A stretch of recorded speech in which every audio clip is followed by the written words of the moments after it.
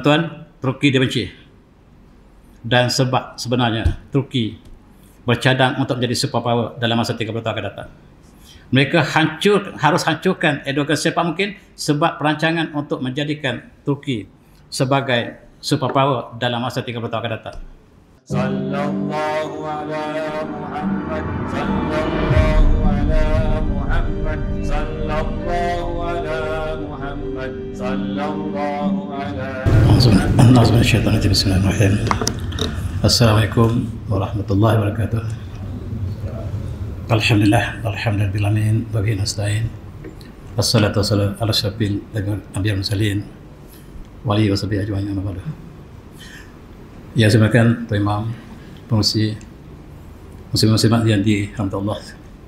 Dan izinkanlah pada kuliah malam ini untuk kita lihat berita semasa yang berlaku di Sweden pada Hari Raya Korban yang lepas. Dengan tajuk Kitab Al-Quran dibakar lagi di Sweden.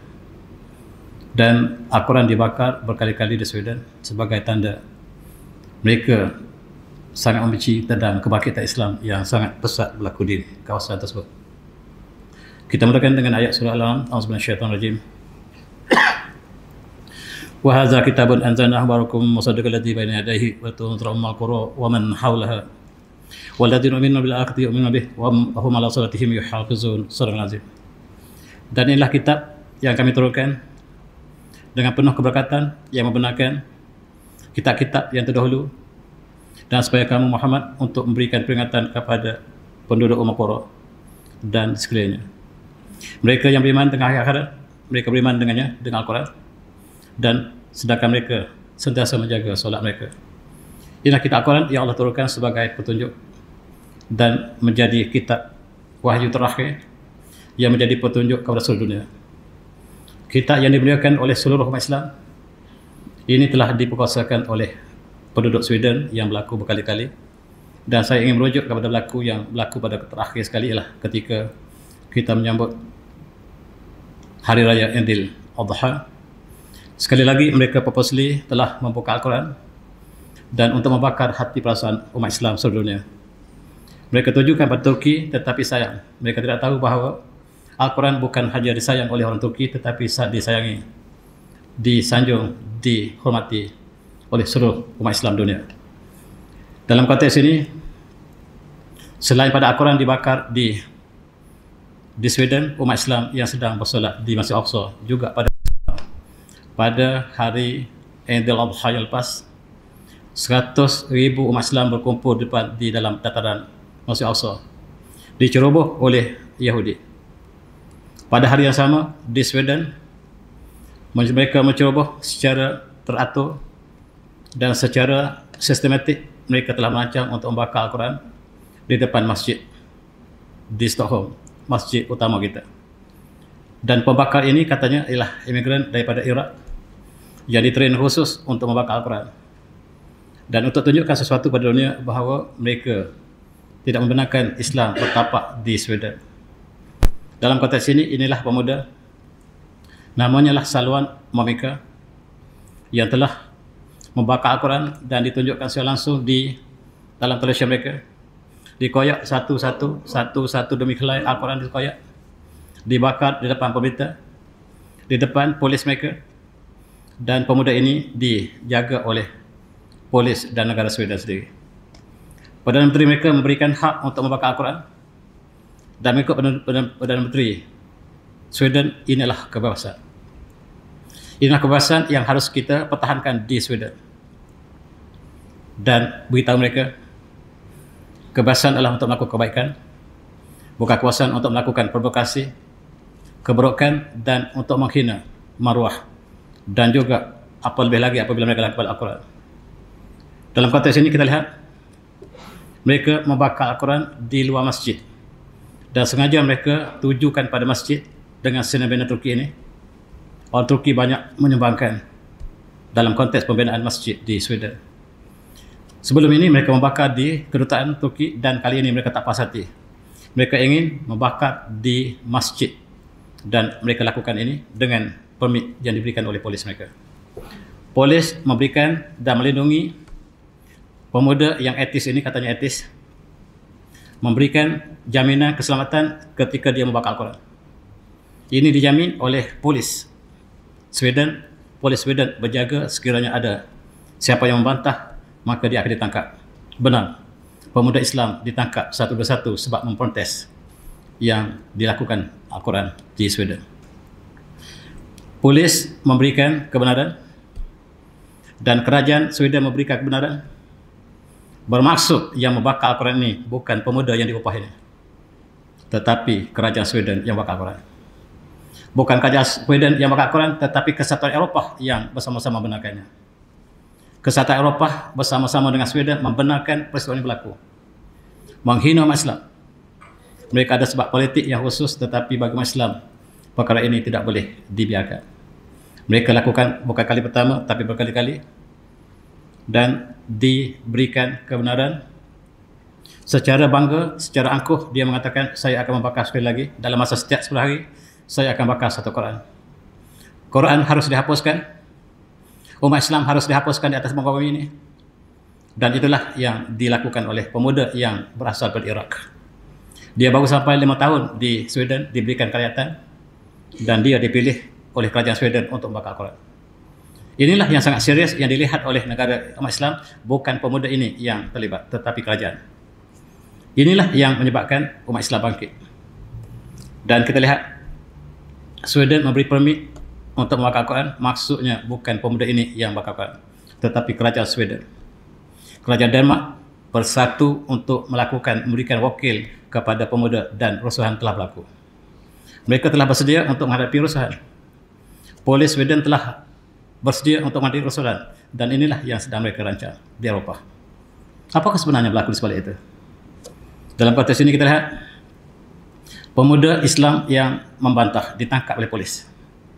Yang membantah ditangkap oleh polis sebab katanya dia baling batu, sebab dia tak boleh dekat. Untuk menghalang daripada pembakaran ini, pemuda Islam ditangkap satu demi satu. Tuan-tuan, inilah gambar polis Sweden bersama-sama dengan pemuda ini untuk bakar Quran di atas dasar bahawa kebebasan untuk ekspresi. Ada seorang kanak-kanak Islam diprovokasi, kalaulah Al-Quran dibakar, cuba anda bakar Bible. Apa jawab pelajar yang kecil tadi? Kami orang bertamadun, kami tidak akan lakukan perkara ini. Seorang kanak-kanak mengajar Sweden bahawa orang bertamadun tidak akan lakukan ini. Tetapi ini dilakukan oleh kerajaan Sweden, kerajaan Denmark, bahkan kesatuan Eropah. Kenapa? Kesatuan Eropah sudah bersedia untuk merayakan kekalahan Erdogan dalam pilihan raya Turki pada beberapa bulan lepas, dan mereka sangka bahawa Erdogan akan kalah.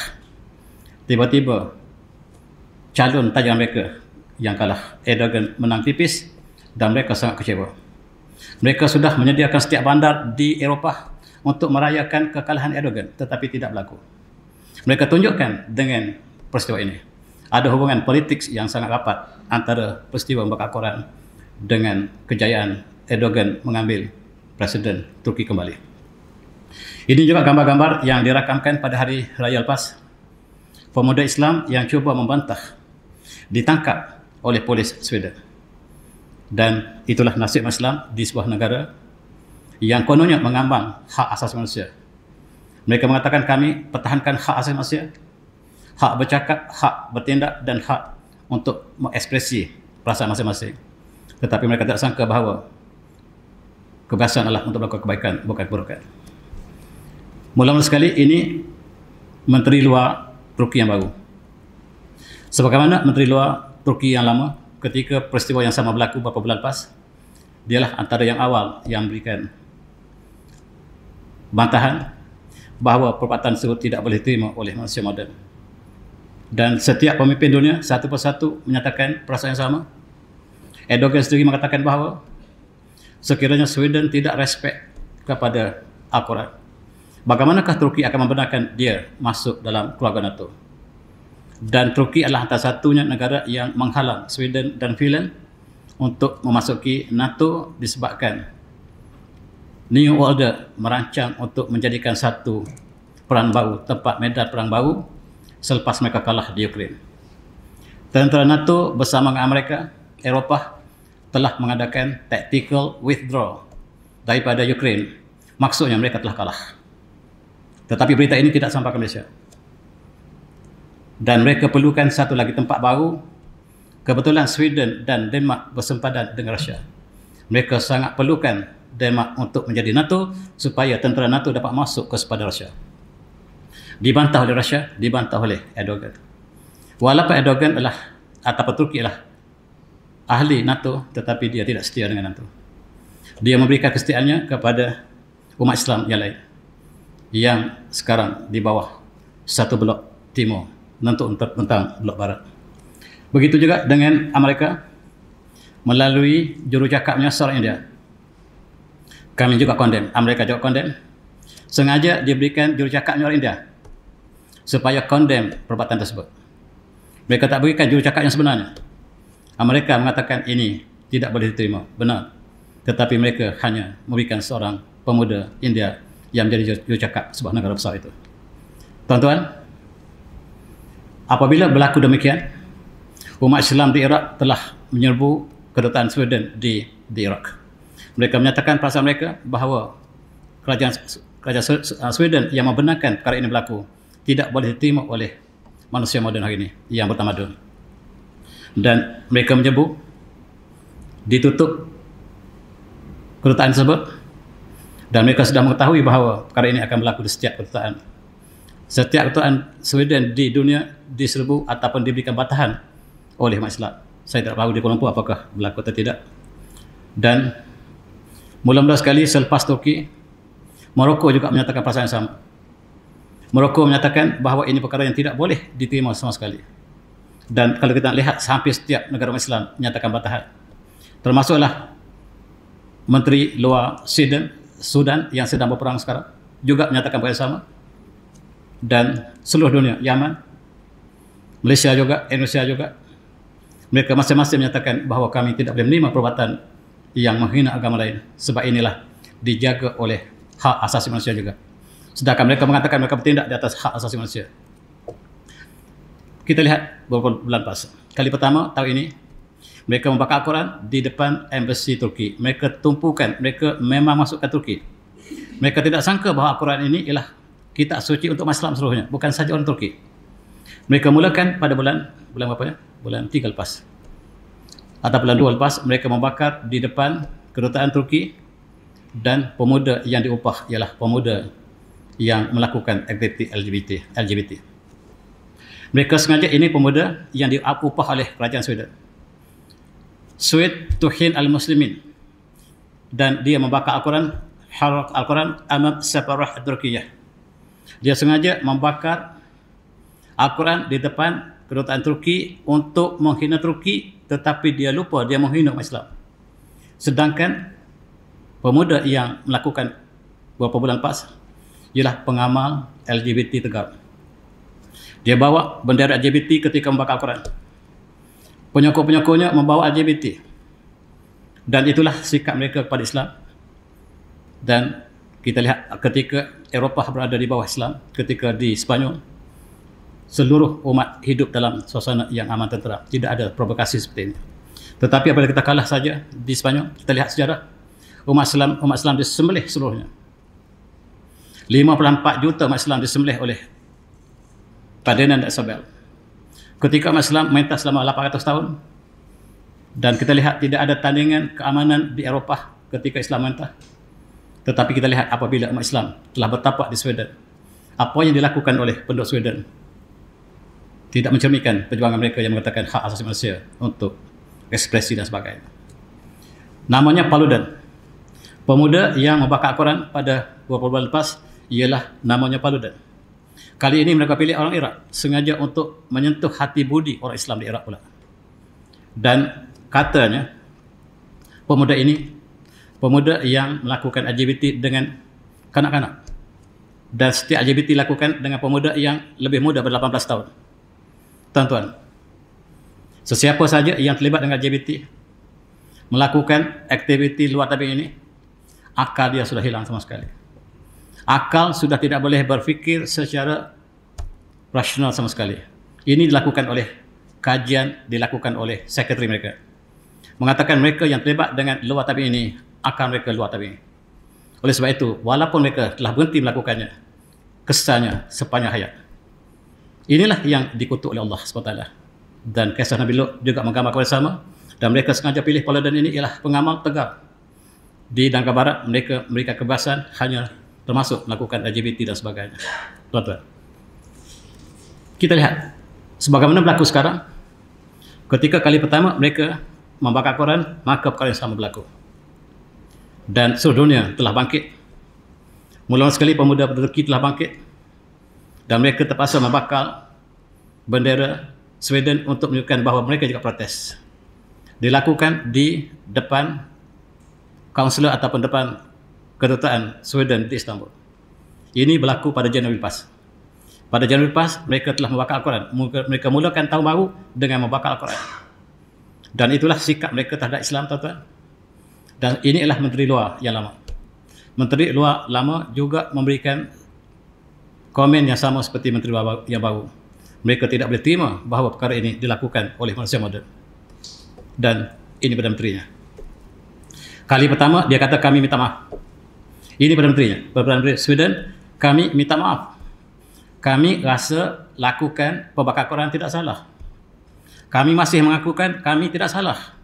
Tetapi sesuai tidak sesuai dilakukan depan embassy Turki, itu kami bersalah. Bakar Quran tak salah, tapi masa tak sesuai, tempat tak sesuai. Kata Perdana Menteri Sweden, sampai hari ini dia mengatakan bakar Quran tidak salah. Itu sebab umat Islam bangkit. Dia minta maaf sebab membakar tempat yang tidak sesuai. Kalau bakar di tempat lain, tak ada masalah. Sweden tidak melihat itu sebagai satu jenayah. Dan kali ini, dia masih pertahankan. Yang dilakukan oleh pemuda Iraq itu tidak salah. Ini Perdana Menteri yang sama. Kami masih pertahankan membakarkan tidak salah. Itu hak yang diberikan oleh undang-undang Sweden. Itulah tuan-tuan sikap mereka. Dan mari kita berfikir panjang. Kita lihat Malaysia memberikan satu respon yang cukup pelik. Jangan risau dengan satu Quran. Kita akan cetak 1 juta Quran. Malaysia kata kita cetak 1 juta Quran sebab mereka bakar 1 juta. 1 juta Quran dibakar tak sama dengan 2 juta, tuan-tuan. 1 juta yang dicetak ini sama ada mereka cetak atau tidak, saya tak pasti. Saya rasa tak belum cetak lagi. Malaysia nak cetak 1 juta sebab untuk menggantikan satu Quran yang dibakar di Sweden. Cukup memalukan alasan kita, tuan-tuan. Tuan-tuan, sebelum ini Denmark melakukan perkara sama. Di Denmark mereka ada satu persatuan membakar Quran dan dilindungi oleh negara mereka.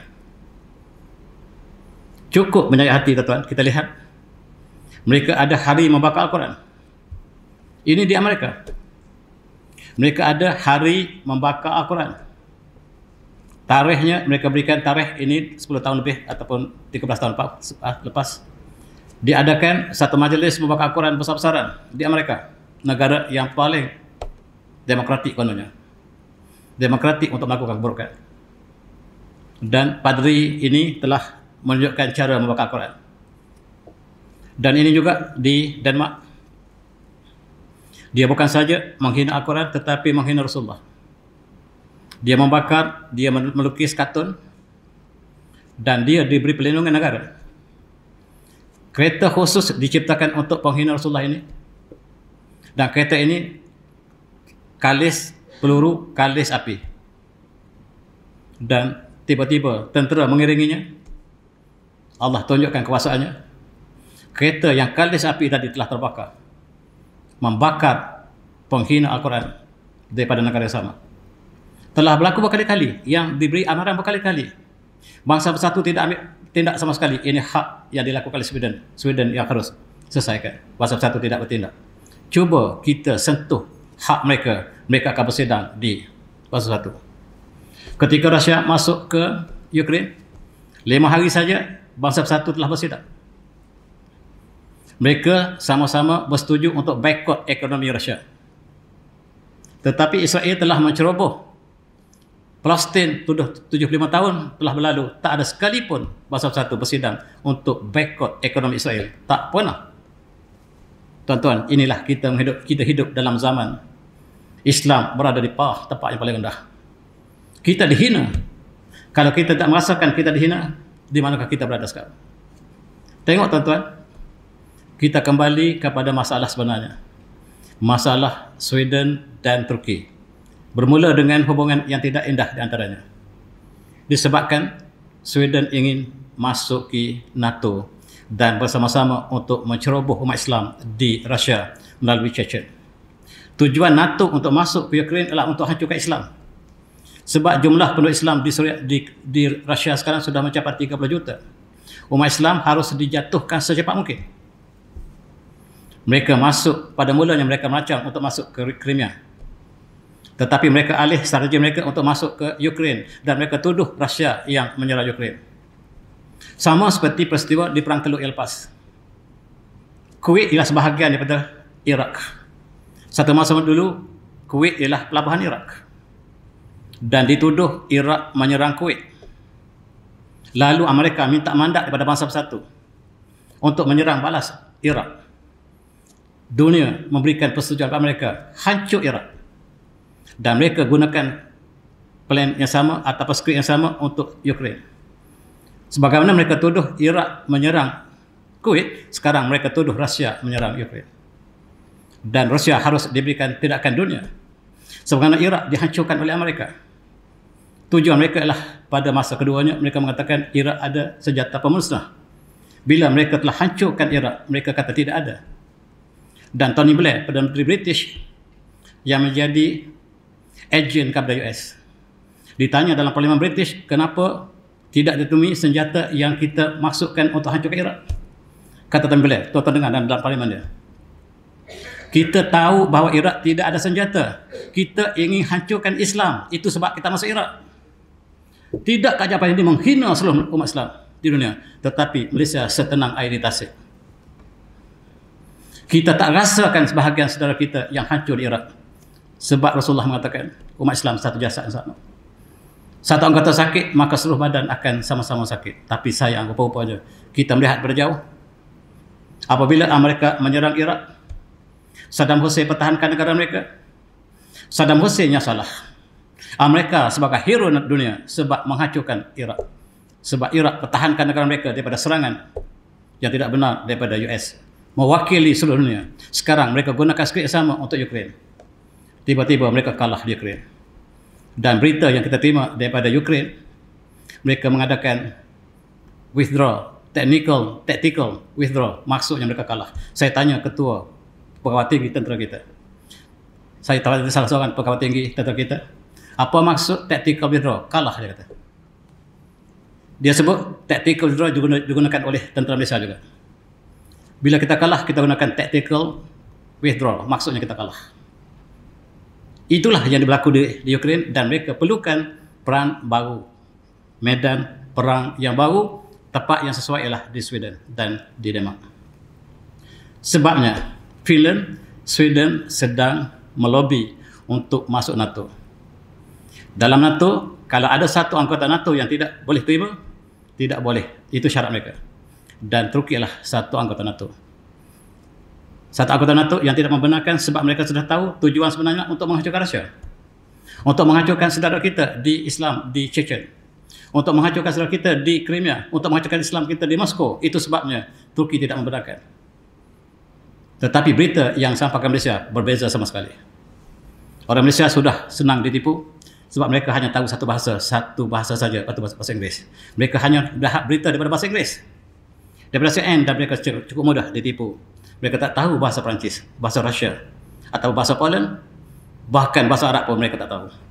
Memalukan, tuan-tuan. Peristiwa membakar Quran ada hubungan dengan Turki yang menolak Sweden, Finland memasuki NATO. Itu sebenarnya. Mereka tujukan bakar Al-Quran ini kepada Turki. Tetapi mereka tidak sedar bahawa dia menyentuh hati budi seluruh umat Islam. Inilah yang sebenarnya. Tuan-tuan lihat, Finland, Sweden mempunyai sempadan yang direct dengan Rusia. Mereka tidak boleh masuk ke Ukraine. Sekarang mereka merancang untuk masuk Crimea. Untuk masuk daripada Crimea, Amerika terpaksa masuk daripada Laut Hitam. Laut Hitam dipunyai oleh Turki. Turki tidak membenarkan untuk masuk sewenang-wenangnya daripada Selat Bosphorus, dan mereka terpaksa mencari medan perang yang baru, iaitu di Finland dan Sweden. Itu sebab sebenarnya. Kita dapat lihat, ini negara-negara NATO yang biru, yang tidak lagi Sweden dan Finland. Sekiranya mereka masukkan tentera NATO di Finland, mereka melakukan kesalahan antarabangsa. Mereka sangat perlu bahawa Finland dan Sweden perlu jadi atur supaya mereka dapat masuk ke tentera NATO sampai ke sempadan Rusia.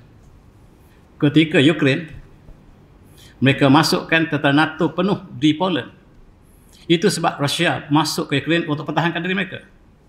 Sebab tentera NATO Eropah telah berkumpul di Poland. Itu sebabnya Rusia mengisytiharkan perang terhadap gabungan tentera NATO US Eropah. Ini kisah yang barangkali tidak di dalam negara kita. Rusia memberi amaran sekiranya Finland, Sweden masuk NATO, akibatnya peristiwa Ukraine akan berulang. Rusia memberi amaran keras sekiranya mereka degil, maka syaitan akan digunakan. Syaitan ialah nuklear. Nuklear Rusia namanya syaitan, yang lebih besar daripada apa yang dipunyai Amerika. Dan simulasi yang mereka sebut, sekiranya masuk Sweden dan Finland masuk NATO, syaitan akan dilancarkan ke UK, bukan ke Sweden, tapi UK. Dan pulau British akan hilang daripada peta dunia. Simulasi dilakukan oleh Amerika. Peta dunia British hilang, tinggal laut, sekiranya syaitan dilancarkan ke UK. Kenapa UK saya tak pasti. Sebab ketika Johnson lah yang menjadi jurucakap pada NATO.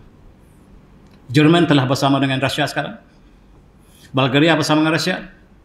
Dan NATO terkotin-kotin tidak dapat solid untuk menyerang Rusia. Itu sebabnya mereka perlukan Finland dan Sweden, dan Turki menghalangnya. Inilah yang dapat kita gambarkan. Sekiranya Sweden dan Finland telah dapat mereka jadikan ahli NATO, mereka dapat terus kepada sempadan Rusia. Dan tuan-tuan, NATO divided over Ukraine. Jerman tarik diri, Itali tarik diri, Bulgaria tarik diri sebab Jerman menerima gas daripada Rusia. Dan diberi amaran oleh Rusia, sekiranya kamu masih degil bersama NATO, kami tutup gas. Kamu akan menggelupur musim sejuk lepas. Jerman tak sanggup, kami tak boleh menentang. Kami tak boleh bersama NATO untuk menentang Ukraine, kata Jerman. Oleh sebab itu, NATO divided over Ukraine. Ini sebab kekalahan berlaku kepada NATO. Berita ini tak akan sampai ke Malaysia sebab kita merujuk CNN. Berita seperti ini kita dapat lihat daripada umat Islam di Rusia, umat Islam di Ukraine, umat Islam di Poland, umat Islam di Eropah. Dan saya tak pernah lihat berita yang disiarkan oleh CNN. Tuan-tuan, satu lagi, NATO telah bersedia untuk masuk Cyprus. Dan Cyprus sebahagiannya Turki, sebahagiannya adalah Greece. Bahagian utara ini Turki, sebahagian selatan adalah Greece. Dan tentera NATO telah berada di Greece. Dan peperangan di sini akan meletus bila bermasa. Dan Turki terpaksa meminta tolong negara yang lebih kuat. Oleh sebab itu, hubungan di antara Turki dengan Rusia semakin rapat. Dan inilah sebabnya dalam pertandingan Presiden di Turki baru ini, lawan Erdogan mewakili Eropah, NATO, Amerika. Nasib baik kalah. Kalau tidak, Turki akan kembali ketika zaman Atatürk tulen. Dan inilah yang berlaku, tuan-tuan. Di sini sangat sensitif. Di Cyprus sangat sensitif. Dan Perdana Menteri British daripada bangsa India ini, namanya Sunak, telah memberikan komitmennya untuk bersama NATO untuk menentang British, untuk menentang Turki. Ini sebab kawasan di Cyprus tidak aman sama sekali. Kemudian Greece dan Turki akan membuka satu lagi perang yang baru. Inilah sangat ditakuti. Dalam Presiden Turki lepas, dalam pilihan Presiden lepas, kita lihat dia berkait satu sama lain. Maka kita lihat keputusannya tidak berpihak kepada calon mereka. Kemal Kılıçdaroğlu tidak menang.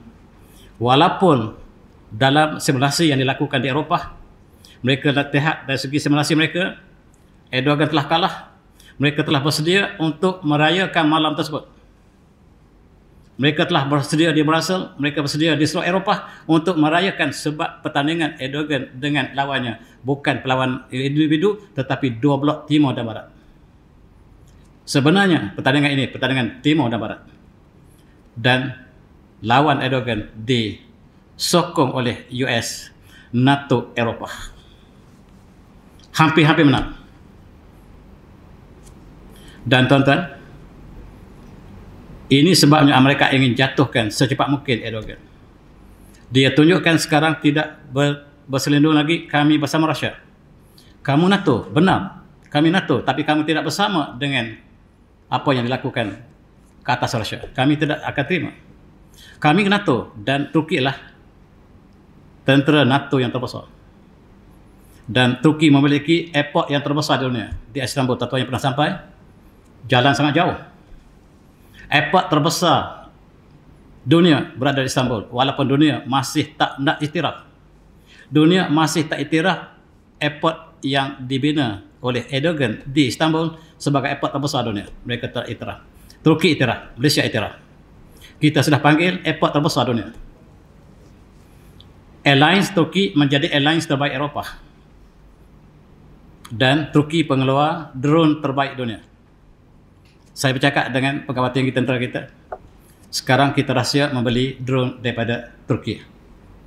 Dan Turki telah menawarkan hubungan tentera dengan pembelian drone kita.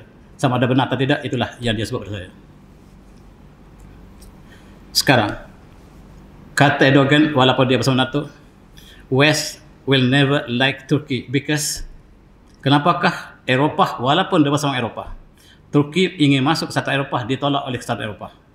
Dan balasannya Turki menolak Sweden dan Denmark untuk memasuki Finland, untuk memasuki NATO. Kenapa?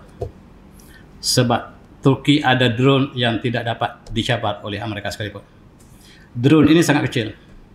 Harganya sangat murah, tetapi sangat efektif.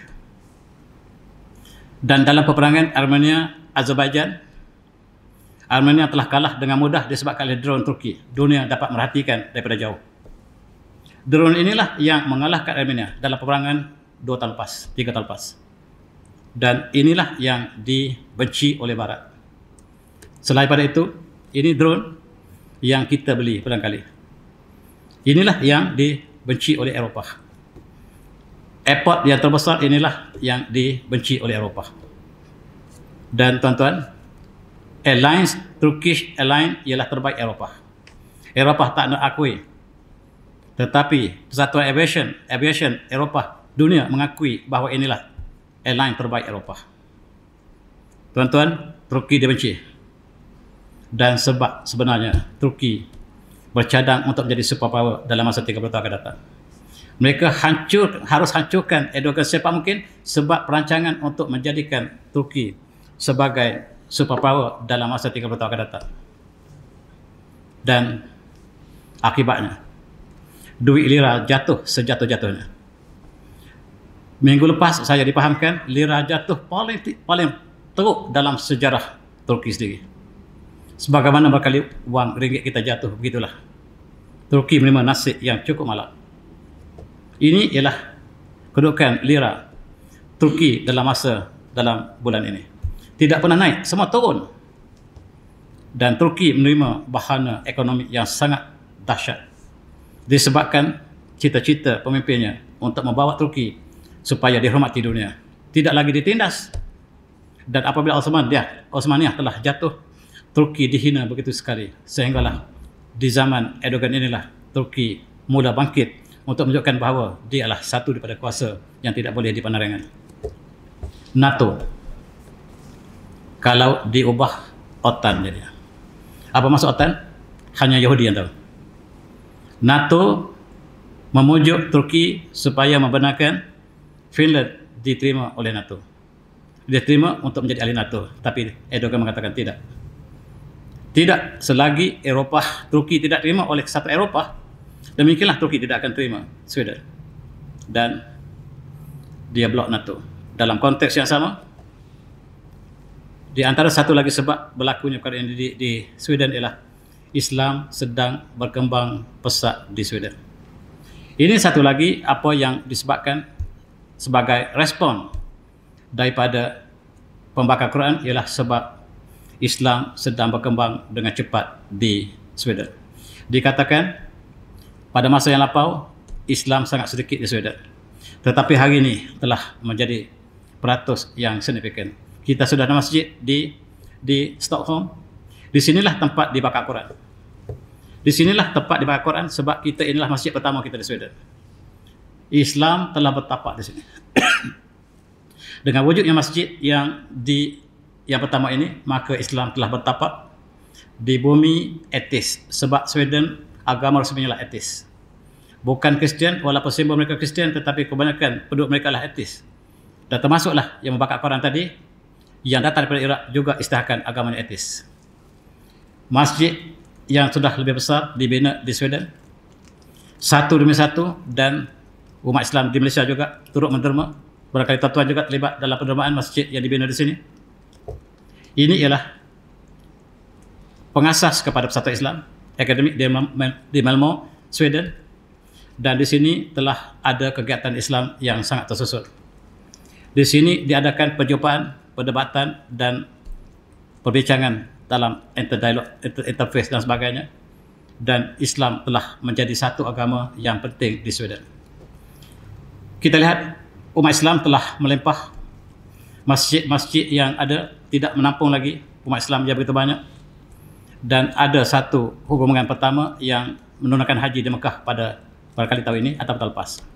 Mereka telah menyediakan satu seperti tabung haji kita yang mengurus umat Islam Sweden untuk menunaikan haji. Sebelum ini mereka menumpang daripada England, menumpang daripada Perancis, tetapi sekarang mereka sudah ada tabung haji mereka sendiri, dan inilah kekuatan Islam yang sedang menonjol. Di sini juga kita sudah ada sekolah Islam, sekolah menengah Islam di Stockholm, menunjukkan umat Islam telah bertambah. Dan Islam harus disekat secepat mungkin apabila kita lihat Islam telah bertambah dengan cepat. Penduduk Sweden tulen, penduduk asli, penduduk tempatan telah memilih Islam sebagai agama mereka. Seorang demi seorang telah memilih Islam, dan kita lihat Sweden segera bertindak tidak boleh memakai hijab. Tadi mereka mengatakan bakar Quran ialah kebebasan. Untuk membuka pakaian ialah kebebasan. Untuk memakai tudung bukan kebebasan. Dapat standar yang jelas. Membakar Quran ialah kebebasan. Berpakaian kebebasan, tetapi bila pakai hijab tidak boleh. Mereka tidak membenarkan pakai hijab, maksudnya pakai tudung, tetapi wanita-wanita yang awal menurut Islam ini, mereka sedang mendesak. Sebab mereka juga mengatakan ialah hak kebebasan, hak individu ataupun hak asasi manusia. Seperti kita juga, ada sekolah tadika di sana, ada sekolah Islam. Sekolah Islam telah diharamkan. Sebab apabila tumbuh dengan cepat sekolah-sekolah tadika, sekolah-sekolah Islam yang tersebar di sekitar seluruh Sweden, mereka juga telah mengharamkan sekolah. Sebab mereka sangat benci. Tadi mereka katakan bebas. Mereka kata bebas, tetapi mereka tak bebas. Kita azan tak boleh sebab mengganggu orang lain. Itu satu masa dia kata bebas, sekarang tidak bebas. Dan ini ialah pemimpin mereka. Dan apabila kita azan, tidak boleh keluar daripada masjid. Mereka sebagaimana Perancis, sebagaimana Belanda tidak membenarkan kita keluar suara kita di luar masjid. Dan di Malaysia juga ada juga desakan sedemikian. Kami bukan pendatang. Kami Islam tulen di Sweden. Kenapa kamu tidak memberikan kami hak kami untuk bersolat secara yang kami lakukan sebelum ini? Sekolah kami dibuka, kenapa kami dihalau? Sedangkan kerajaan Sweden menganggap ataupun mengamalkan kebebasan untuk ekspresi, bertindak dan mengamalkan agama masing-masing. Rupa-rupanya Islamophobia yang melanda dunia, melanda Sweden. Inilah yang sebenarnya berlaku. Mereka tidak rela Islam berkembang di Eropah. Eropah negara Kristian, etis tak masalah, tapi jangan Islam. Dan tuan-tuan, bukan saja sebuah masjid, kita buka pula di Oslo, satu lagi masjid. Masjid baru saja siap. Satu demi satu masjid perkasa ini telah dibina. Di tepi jalan dibuatkan billboard Islam sebagai way of life. Muhammad mesti tidak all mankind. Di lebuh raya kita daripada Johor sampai ke Perlis, saya tak lihat Muhammad mesti to mankind, tak pernah lihat. Tetapi di Sweden menunjukkan bahawa Islam, kekuatan penduduk Islam di Sweden yang sedikit ini, kekuatan mereka luar biasa. Dan tuan-tuan, ini satu keluarga Norway yang menerima Islam secara seluruh keluarga ini. Cukup mudah orang Norway terima Islam, tuan-tuan. Mereka tidak ada agama. Apabila mereka diberikan penerangan yang jelas tentang Islam secara akademik, ilmiah, mereka adalah golongan intelektual. Satu keluarga mula Islam. Ini satu contoh keluarga di Norway. Dan sebab itulah mereka sangat sensitif dengan perkembangan Islam di Norway dan mereka ingin menyekat secepat mungkin. 3,000 Norway meluk Islam. Apabila diberikan penerangan tentang Islam, 3,000 orang Norway masuk Islam dalam satu pertemuan.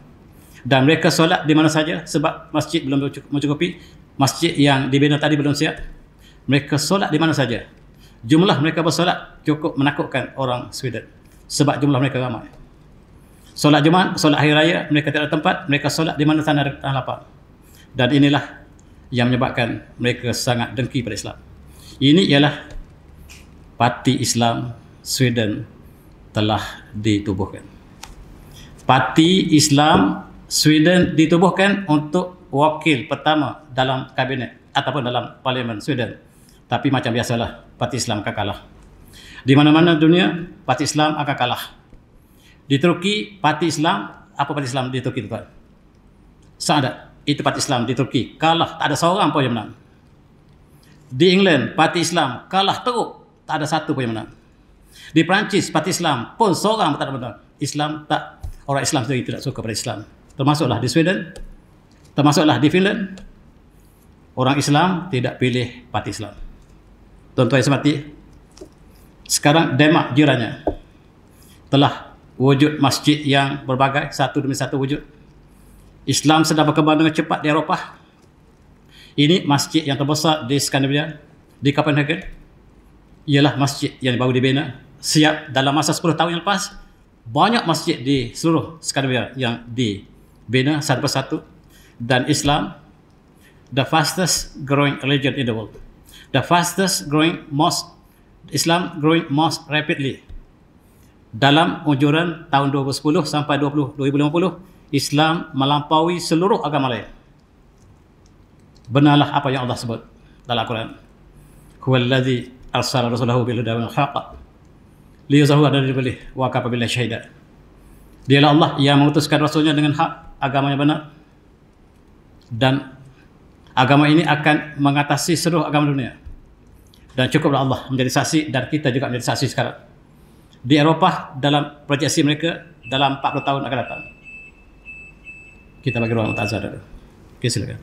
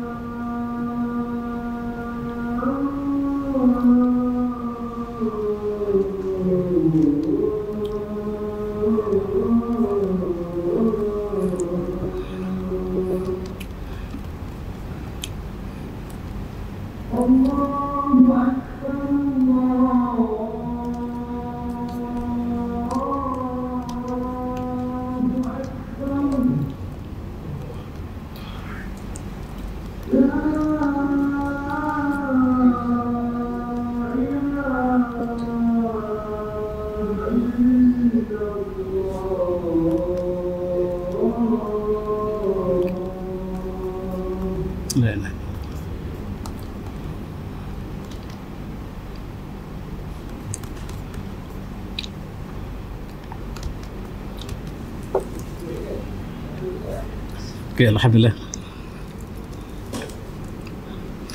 Kita sambung sekejap lagi. Inilah suasana yang berlaku di Eropah, bahkan di worldwide, dunia.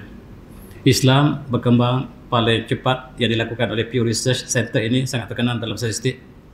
Dia mengatakan masa depan ialah untuk Islam, the future untuk Islam.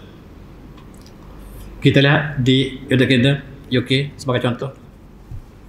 Sekarang sudah terdapat 4.0 juta umat Islam di seluruh UK. Pertambahan sangat cepat dan umat Islam dapat kita lihat saksikan di mana-mana saja ketika bulan puasa lepas. Umat Islam telah berkembang dengan cepat di UK. Begitu juga di Perancis sebagai negara yang paling subur di Eropah. Negara yang Islam paling subur di Eropah ialah Perancis. Dengan statistik, tuan-tuan boleh perhatikan di situ. Sekarang Islam menjadi agama yang penting di Perancis, menduduki tempat kedua di selepas agama Kristian. Demikian juga di tempat yang lain, kita lihat peratus perkembangan Islam di seluruh dunia, seluruh Eropah.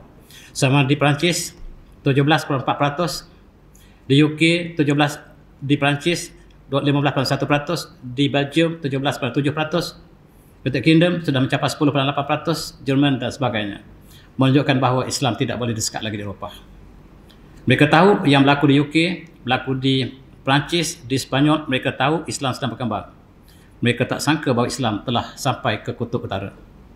Islam telah sampai ke Sweden, ke Finland, Denmark, dan kawasan-kawasan di kawasan kutub utara telah Islam sampai. Bahkan masjid yang paling utara ataupun rumah ibadat yang paling utara ialah masjid di Rusia, dan gereja tidak ada di kawasan tersebut. Begitu juga kita lihat di Slovenia. Slovenia ialah negara Eropah Kristian tulen. Sekarang Islam telah masuk dan jumlah penduduk Islam yang resmi sudah mencapai dengan begitu cepat, dan 24% daripada penduduk Slovenia adalah Muslim sekarang.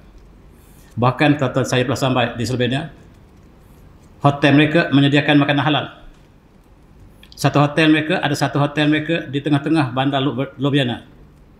Persatuan Islam Slovenia menyediakan satu contoh hotel di Eropah yang boleh pelancong Islam sampai ke situ, dan situ ada makanan halal.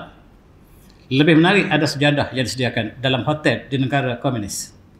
Negara yang Kristian dan etis. Di Slovenia telah muncul kegerakan Islam yang begitu cepat. Ini ialah bagaimana barangkali saya sebut dalam kuliah lalu, yang dinyatakan oleh Padri Ortodok Kristian. Dia mengatakan masa depan hanya untuk Islam di Rusia. The future belongs to Muslim. Dan dia mengatakan bahawa Kristian di Rusia telah menyusut dengan cepat, diganti dengan Islam. Dalam masa 50 tahun akan datang, penduduk Islam yang paling aktif dalam menyebarkan Islam ialah Rusia. Itu sebab Amerika ingin hancurkan secepat mungkin. Sebab daripada apa yang dinyatakan dalam statistik di Rusia, Islam sangat cepat berkembang. Ini mufti kita. Mufti Rusia mengatakan sekarang Islam Rusia yushakilu min 40% minasukan qariban. Penduduk Islam Rusia akan mencapai 40% dalam masa sangat singkat. Tuan-tuan, 40%. Hampir separuh penduduk Rusia Muslim. Memeranjakkan kita, memeranjak ke Eropah. Ketika ada World Cup diadakan di Kazan, pemain bola sepak terperanjat sebab mereka bangun subuh, azan bersahutan di kota Kazan. Mereka terperanjat apakah mereka ada Rusia ataupun negara Arab. Kazan menjadi kota Islam yang sangat pesat sekarang, tuan-tuan. Melawatlah Kazan. Kita akan saksikan bahawa Islam sedang bertapak dengan cepat di Rusia. Barangkali 40% ini sangat besar angka ini. Kalau 30% kita dapat rasakan bahawa itu angka yang lebih sesuai, sebab mengikut pada ini penduduk Islam di Rusia 30%. 30% daripada 250 juta. Tuan-tuan kira berapa juta? Resminya umat Islam di Rusia 30 juta. Lebih ramai daripada umat Islam di Malaysia. Berapa ramai umat Islam di Malaysia? 16 juta. Di sana 30 juta yang resmi. Dan Islam kekuatan Islam bukan di Asia Tenggara, bukan di Afrika, bukan di India, bukan di Arab, tetapi di Rusia. Rusia harus dihancurkan secepat mungkin. Tuan-tuan, di Eropah mengikut Dmitri Semenov, padri besar tadi, ini padri besar, dia telah meninggal. Sebelum dia meninggal, dia mengatakan, saya telah kecewa. Kristian akan lupus di dunia. Islam akan menggantikan Kristian. Dan Eropah paling subur untuk Islam, kata padri tadi. Dia jangkakan 30 tahun akan datang, benua Eropah menjadi Islam. 50 tahun akan datang, Rusia akan jadi negara Islam. Bukan kita kata, tetapi Semenov ataupun Dmitri Semenov ialah padri besar Ortodok di Rusia, mengatakan bahawa Kristian telah susut, bukan saja di Rusia, tetapi worldwide Kristian telah jatuh. Gereja mereka ditukar menjadi masjid. Di Rusia, di Eropah dan seluruh dunia, gereja telah ditukar menjadi masjid. Dan saya percaya, kata Dmitri, bahawa masa depan belongs to Muslim. Dan tuan-tuan, ini adalah statistik yang dilakukan oleh Vatican. Sekarang dunia mengisahkan Kristian paling ramai dunia, diikuti oleh Islam. Vatican tidak puas hati. Pada tahun 2014 yang lepas, mereka buat statistik sendiri. Statistik Kristian. Jumlah penduduk ketika itu 66 bilion. Penduduk Kristian 2,0 bilion. Yang diisytiharkan oleh dunia, penduduk Islam 1,6 bilion. Walaupun statistik lain mengatakan 1,4 bilion. Sebenarnya tahun 2014 Islam telah 2,038 bilion mengatasi Kristian 2,0. 2014 Islam telah mengatasi Kristian di dunia, dan ini hanyalah statistik tidak resmi. Statistik yang tidak resmi yang dikeluarkan oleh Vatican, sebab Vatican tak puas hati. Sebab dia tengok dalam statistik umat Islam jauh tertinggal dengan Kristian, tetapi hakikatnya Islam telah mengatasi Roman Catholic ataupun Kristian terbesar Eropah. Islam surpasses Roman Catholic as world largest religion. Dan itu sebab Quran dibakar. Quran dibakar sebagai respon kepada umat Islam yang sedang bertambah. Dan Rusia yang bersepadan dengan Sweden menjadi force yang besar sebagai pendakwah yang banyak akan datang daripada Rusia menuju Sweden dan Finland, bukan sebaliknya. Kita di Malaysia, kita masih menyangka Rusia negara komunis. Benar. 20 tahun lepas, Rusia agama negara komunis. Tetapi dalam 10 tahun, 15 tahun lepas, dia telah bertukar apabila Presiden mereka, Presiden Putin, telah mengisytiharkan bahawa kami menyanjungi umat Islam di Rusia. Dan itulah sebabnya mereka sedang berbincang sekarang, apakah sikap Eropah sekiranya Sweden menjadi negara Islam. Ini perkataan mereka. Menggambarkan statistik yang kita baca tadi tidak tepat. Orang Sweden dapat merasakan Sweden akan jadi negara Islam. Mereka sedang bincangkan, sekiranya Sweden menjadi negara Islam, apakah yang kita harus lakukan? Sama seperti di UK, mereka sedang berbincang beberapa bulan lepas, apakah kita mungkin membenarkan orang Islam menjadi Perdana Menteri Britain? Itu yang mereka sedang bincang. Maksudnya sudah hampir umat Islam menjadi Perdana Menteri Britain ataupun UK. Dan Scotland telah muncul Perdana Menteri mereka pertama ialah Muslim, namanya Hamzah Yusuf. Perdana Menteri Scotland ialah Muslim. Tuan-tuan boleh Google sekarang. Dan sekarang mereka bincangkan bagaimanakah kalau Sweden menjadi negara Islam. Tak pernah kita fikir sama sekali. Benarlah ayat yang saya baca tadi. A'udzubillahi minasyaitonir rajim sebagai penutup. Huwallazi arsala rasulahu bil huda wal haqq liyuzhirahu 'ala dini kullih wa kafa billahi syahida. Dialah Allah yang mengutuskan rasulnya dengan petunjuk dan agama yang benar, yang bakal mengatasi segala agama. Liyuzhirahu 'ala dini kullih wa kafa billahi syahida. Dan cukuplah Allah sebagai saksi. Dan kita dapat menyaksikan sekarang, walaupun disembunyikan data mereka, data yang dikajikan oleh sebahagian mereka sendiri menunjukkan bahawa Islam menjadi agama yang dominan hari ini, dan Islam prevails ke atas seluruh agama. Dan saya minta maaf kalaulah saya tersalah di mana-mana, dan saya sudahi dengan wabillahi taufiq. Assalamualaikum warahmatullahi wabarakatuh. Tasbih.